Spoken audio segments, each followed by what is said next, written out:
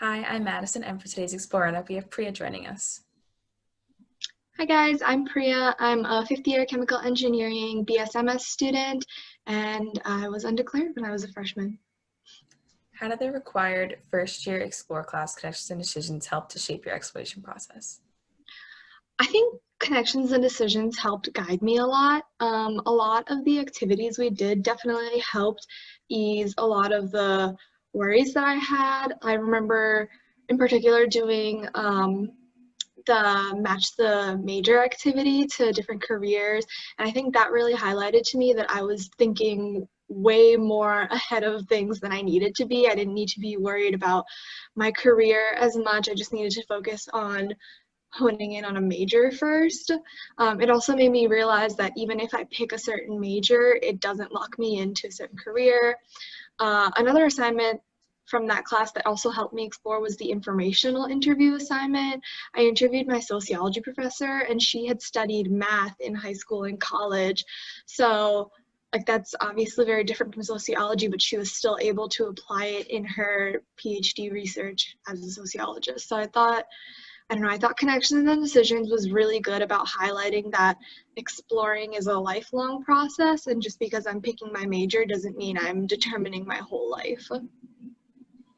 What have your experiences been like for this current fall 2020 semester, and how has the Explore program made you feel connected or supported?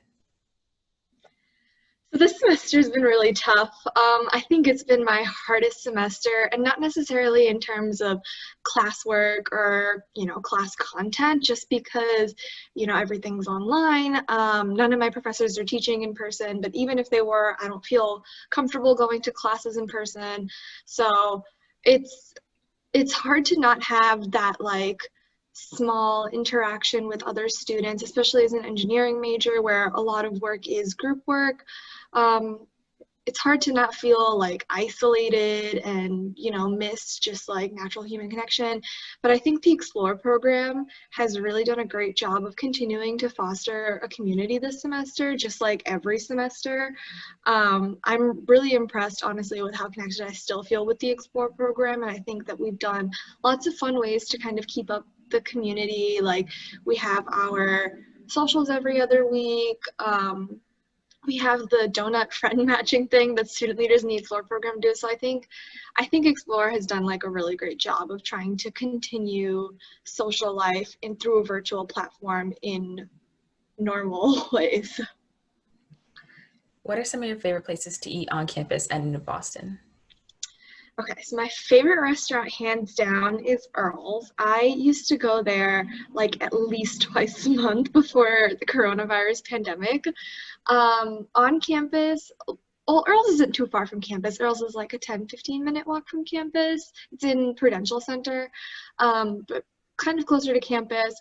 Amelia's is also a regular go-to.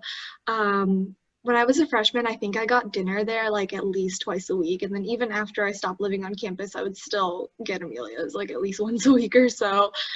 It's good, delicious food for very cheap, and it it fills me up. I love it. Um, Another place near campus that is super underrated is Chutney's. It's like this kind of Indian fusion restaurant. It's right by Blick on the intersection of Huntington and Mass Avenue. I'm vegan now, but before when I wasn't vegan, I used to love getting their paneer pizza. It's like the most delicious thing I've ever had. And I was actually, funny story, I was eating it once during a class, and it was like a big lecture, and someone who was sitting behind me the next day had it, and they were like, yeah, I saw you eating it and it smelled really good and this is the best pizza I've ever had. That's funny. And Yeah. what are some of your favorite on-campus events? Um, on campus events, I really like all the events that CUP puts together, the Council for University Programs. They always get really amazing headliners for homecoming, amazing people for Springfest. And a lot of people don't know this, but the week of Springfest, it's not just the concert at the end of the week. It's like they have mini shows and like guest speakers and stuff come throughout the week. Like I saw Ali Brooke come, I think, a couple years ago, and Diane Guerrero from Orange is the New Black both spoke.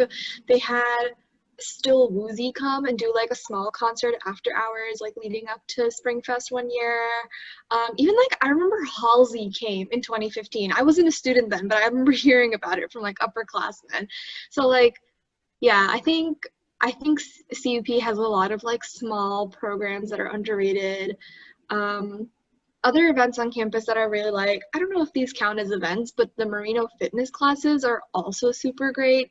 And they used to cost $50 a semester to be a part of, but right now they're free and they have virtual and in-person classes right now. Which I don't know, I think that's just like, it's a great way to stay active. And I like working out with the class because then it's like, I don't have to think about my workout. Someone tells me what to do and I do it. Those are all definitely fun things to engage in. Thanks so much for joining us. No problem.